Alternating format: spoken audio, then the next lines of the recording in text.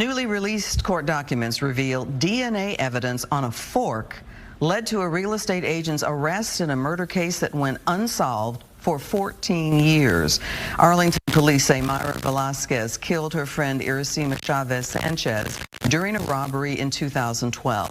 Fox 4 reported on her arrest Monday. Today, investigators... Someone knocked on Irasema Chavez's door, and for some reason, she let them in.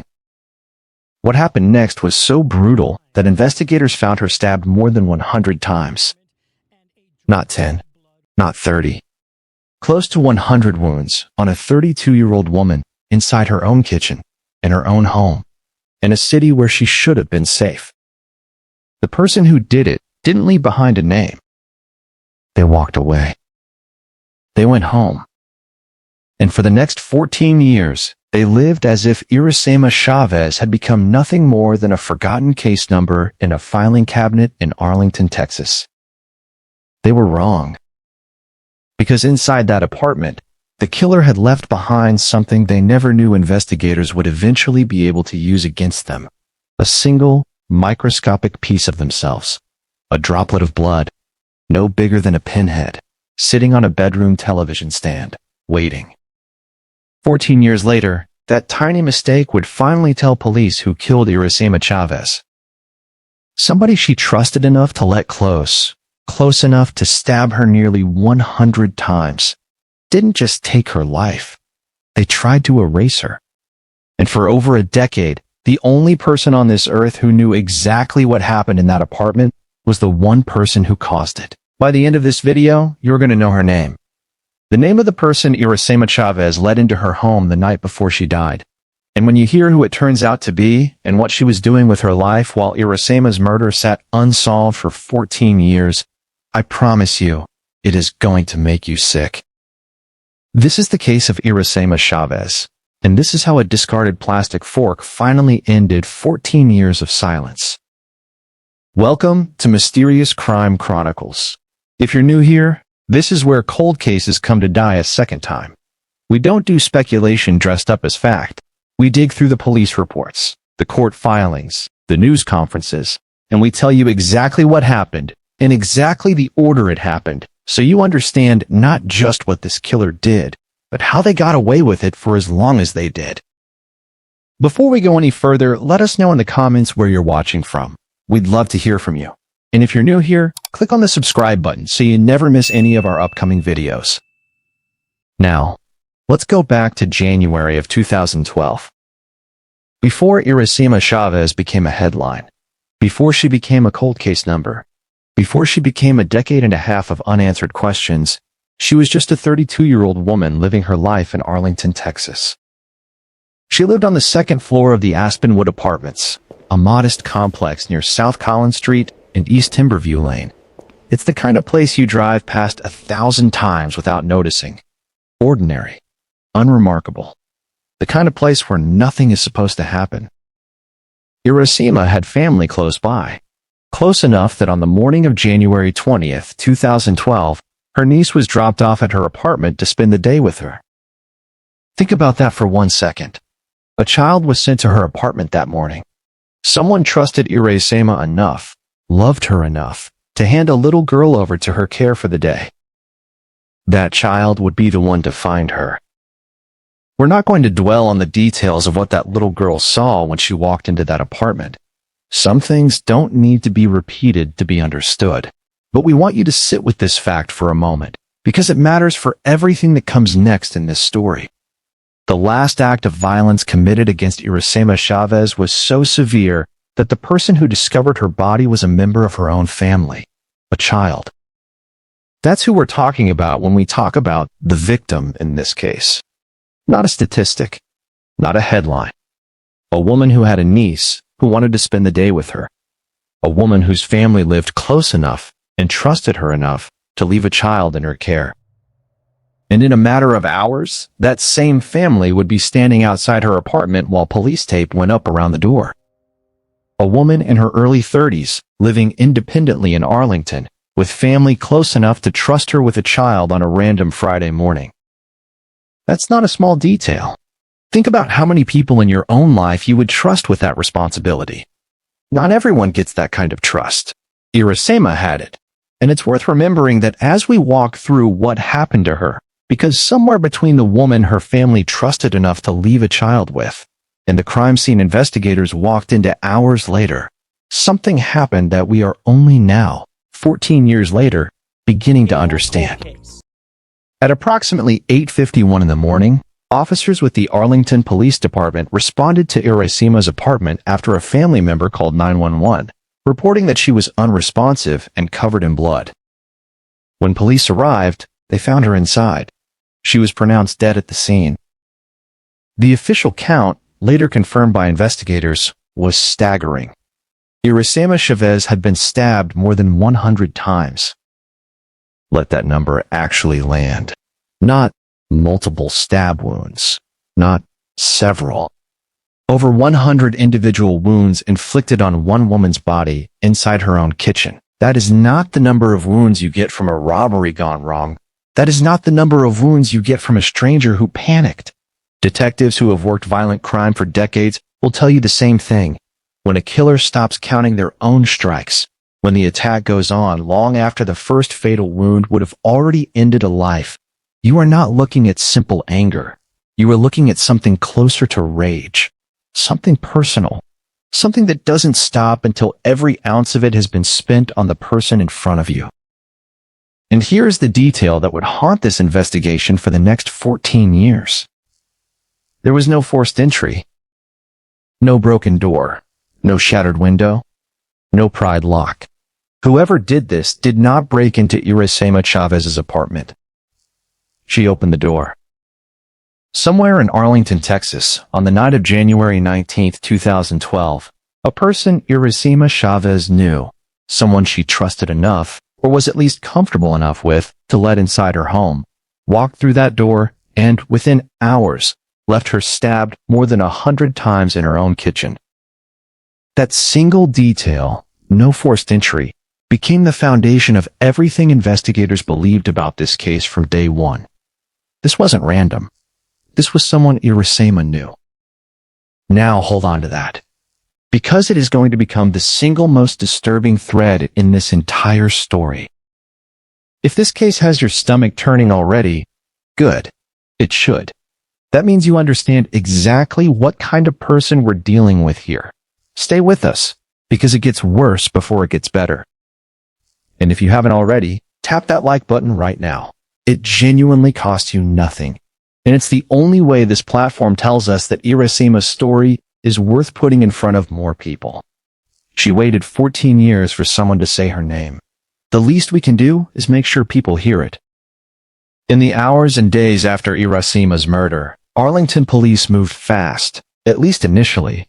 Crime scene investigators processed the apartment inch by inch, and in the bedroom, on top of the television stand, they found something that would end up being the single most important piece of evidence in the entire case.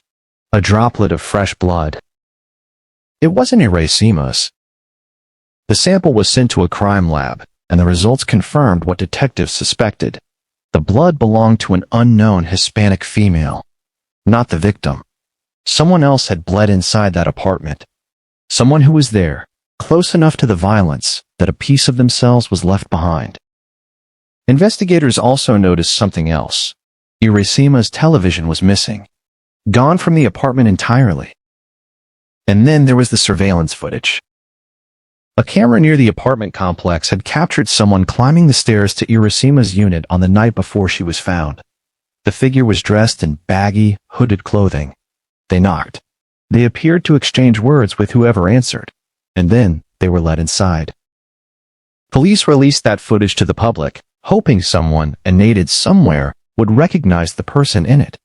A neighbor, a coworker, a relative who'd seen those clothes before. Nobody came forward with anything usable. The blood sample was run through CODIS, the FBI's combined DNA index system, the national database used to match crime scene DNA against known offenders. There was no match. Whoever left that blood behind had never been arrested for a crime that required their DNA to be collected. They were, as far as the system was concerned, a ghost. And once that database search came back empty, The case did what cold cases have done in police departments across this entire country for decades. It slowed down. Leads dried up. Detectives moved on to newer, more urgent cases sitting on their desks. Irasema Chavez's file didn't get closed. It never technically closes, not for a homicide, but it stopped being anyone's priority. Think about what that means for a second. A woman was stabbed more than 100 times in her own home by someone she let inside. Police had surveillance footage of the killer's face partially visible. They had a blood sample directly linking to that killer's DNA. And still, this case went cold for over a decade. We're not saying the detectives in 2012 didn't care. Cold case work is often less about incompetence and more about the limits of the technology available at the time. DNA phenotyping, familial matching, genetic genealogy. None of that existed in a usable form in 2012 the way it exists today. But somewhere in the gap between we have DNA and we have a name, 14 years passed. 14 birthdays Irasema never had. 14 years her family spent walking past a killer who, as far as anyone could tell, had simply gotten away with it. And the person responsible? They didn't go into hiding. They didn't disappear. They kept living their life in the same city, a few miles from the apartment where they left a woman to die in a pool of her own blood. This is the part of true crime cases that never makes it into the highlight reel. But it's the part that matters most if you actually care about how justice works in this country. A cold case doesn't go cold because detectives stop caring about the victim.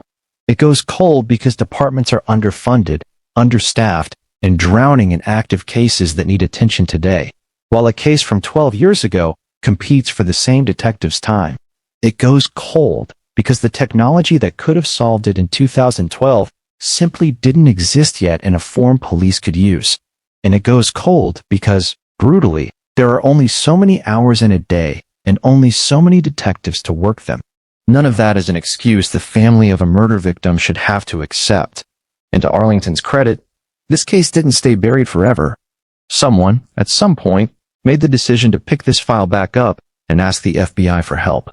But we want you to sit with how close this case came to never being solved at all. If nobody in that department had looked at a 14-year-old file in November of 2024 and decided it was worth one more shot, Mayra Velasquez could very easily still be free today, still posting vacation photos, still showing houses to strangers who have no idea what she allegedly did in 2012. For 4 years, the case sat largely untouched. Then, in 2016, Arlington investigators tried something new. They sent the unidentified DNA sample to a company called Parabone Nanolabs, which specializes in a process called DNA phenotyping, using genetic markers to predict physical characteristics like ancestry, eye color, and hair color, and generate a composite image of what a suspect might have looked like. Parabone produced a predicted image, what their unknown suspect might have looked like around the age of 25. Police released it. It went out to the public the same way the surveillance photos had 4 years earlier. And once again, nothing. No confirmed identification. No breakthrough. Just another image added to a growing pile of almost answers. Imagine being Irasema's family during these years. Every time the case resurfaced in the news, a phenotyping image, an anniversary story, a segment on a local cold case unit, you'd feel that flicker of hope again. And every time, it would go nowhere. You'd watch the story fade from the news cycle. You'd go back to waiting. That is what 14 years of an unsolved murder actually looks like. It's not one dramatic moment of grief. It's a decade and a half of small, repeated disappointments. It's watching your daughters, your sisters, your friend's killer walk free year after year, while you're expected to simply continue living. And here's the part that should really make your blood boil.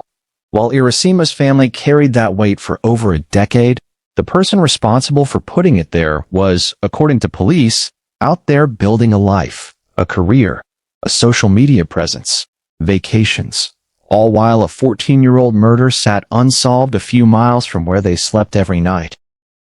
We'll get to exactly who that person is very soon. But first, you need to understand how they were finally caught, because it is one of the most quietly devastating twists in this entire case. Real quick, if you're the kind of person who actually wants justice for cases like this one, not just the entertainment of it, drop a comment telling us what you think happened behind that door in the moments before the first stab wound. We read every single comment on these videos, and honestly, some of you catch details we miss. This case is about to take a turn, and I want to know what you're thinking before we get there. In November of 2024, 12 years after Irasema Chavez was murdered, the Arlington Police Department's homicide unit did something they hadn't tried before. They reached out to the FBI's Dallas field office to ask a single question. Could this case be a candidate for the FBI's investigative genetic genealogy program? If you're not familiar with genetic genealogy, here's what you need to understand about how powerful and how terrifying, if you're a killer, this technology has become. Investigators don't need to find the actual suspect's DNA sitting in a database somewhere. They only need to find a relative, a cousin, a distant family member who once spit into a tube for one of those consumer ancestry kits, never imagining that decision would one day help catch a murderer in their own family tree. The FBI agreed to take on the case. For nearly 2 years, investigators built out that family tree, branch by branch, generation by generation, cross-referencing the unknown DNA profile from Irasema's bedroom television stand against distant genetic relatives, public records, and historical documents. It's slow. It's exhausting. It's the kind of work that doesn't make for dramatic television, but it is exactly the kind of work that finally, after 12 years of silence, produced a name. Here's what most people don't understand about that 2-year process and why it matters so much in a case like this one. Genetic genealogy doesn't work like the DNA matching you see on television, where a sample goes into a machine and a name comes out 5 minutes later. Investigators build what's essentially a family tree, using small segments of shared DNA to estimate how closely 2 people might be related, second cousin, third cousin, once removed. Then they turn to public records, obituaries, census data, marriage licenses, birth announcements. They cross-reference every branch of a growing, sprawling tree, narrowing the pool of possible matches generation by generation, name by name, until, if they're lucky, and if the work is done carefully enough, one name survives every filter.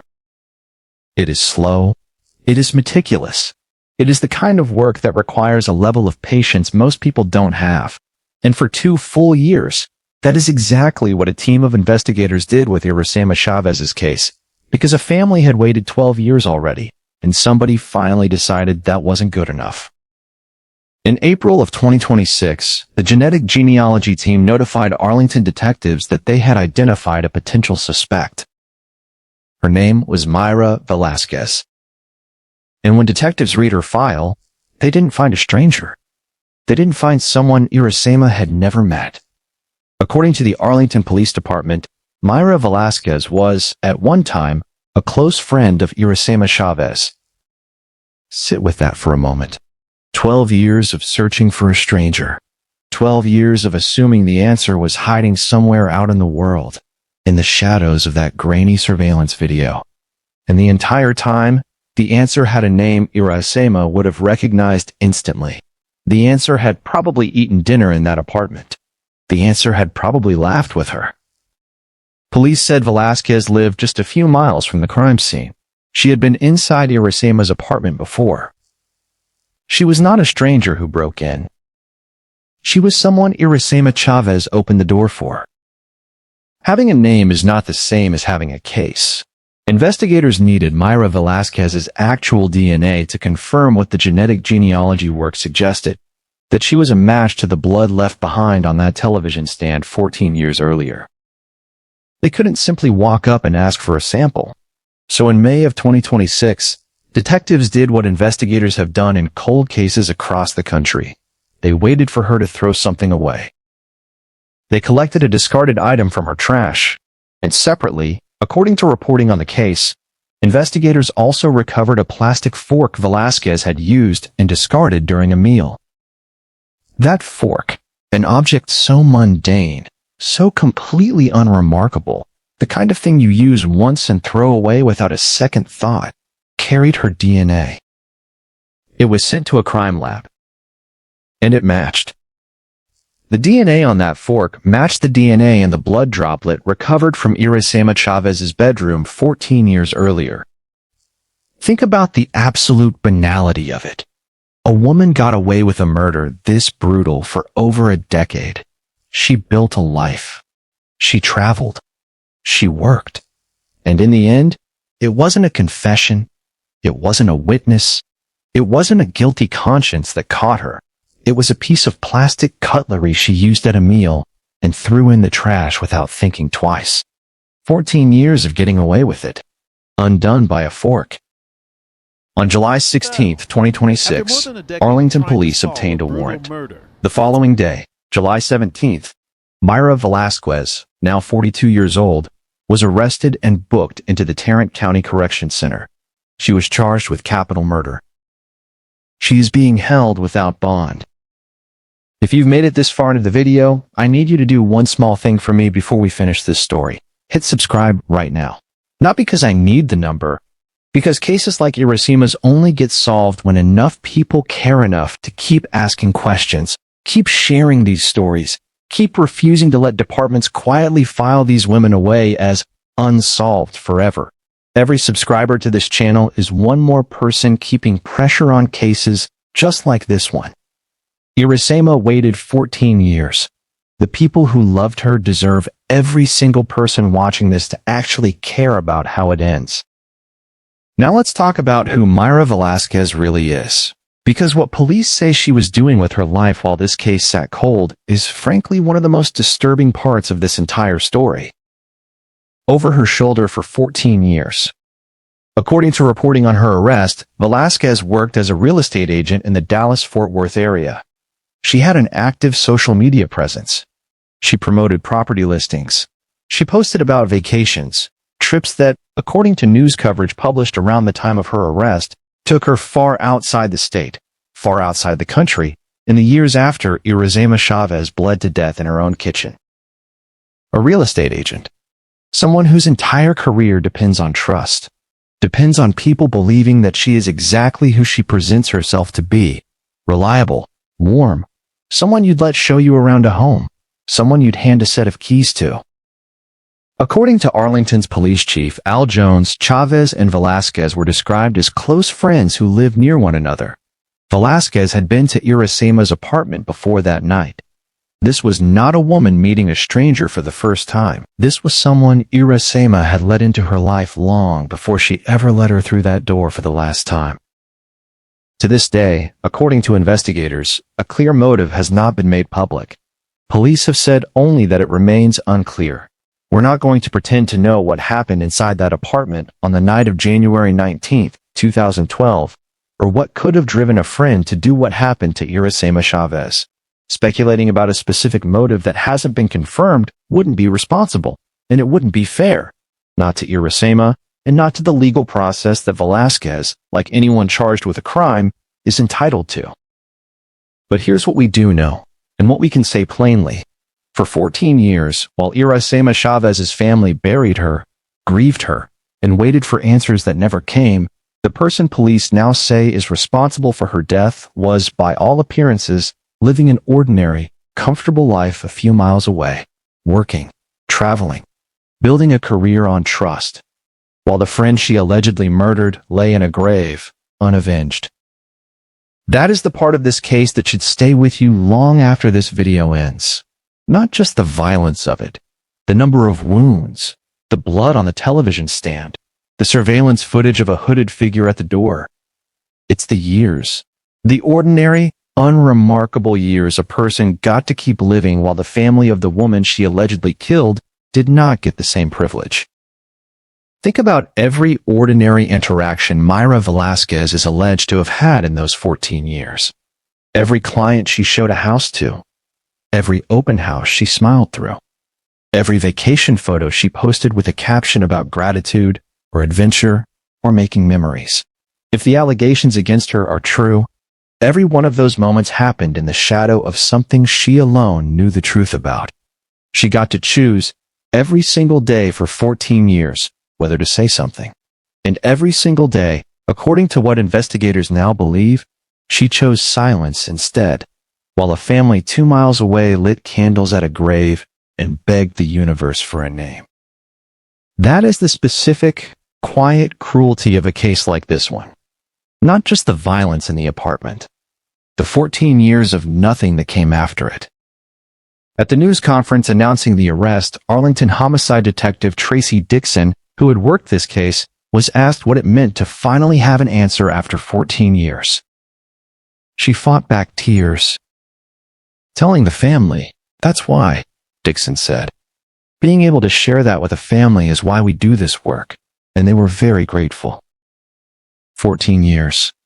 And the moment that broke through a veteran homicide detective's composure wasn't the arrest itself. It was picturing the family's faces when they were finally told the truth. Arlington Police Chief Al Jones called the genetic technology that cracked this case a game changer for law enforcement, a tool that is now reopening cases across this country that everyone had quietly accepted would never be solved. Detectives say the DNA evidence, while central to identifying Velasquez, will not be the only evidence presented at trial. Investigators have said Irasema's cell phone data will also play a role in the prosecution's case, though they have declined to share specifics ahead of court proceedings. They've also confirmed that investigators were able to interview Velasquez directly, though again, those details are being saved for the courtroom. Mayra Velasquez remains in custody at the Tarrant County Jail, held without bond, facing a capital murder charge. Her case is now moving through the Texas court system, and like every defendant in this country, she is legally presumed innocent until proven guilty. What happens next will be decided in a courtroom, not by us, and not by the internet. Here's where this case stands today. The mystery of who left blood on Irasema Chavez's television stand 14 years ago has been solved. A name has finally been attached to that DNA. An arrest has finally been made. But an arrest is not the same as justice. Justice, if it comes, will come slowly, in a courtroom, months or years from now.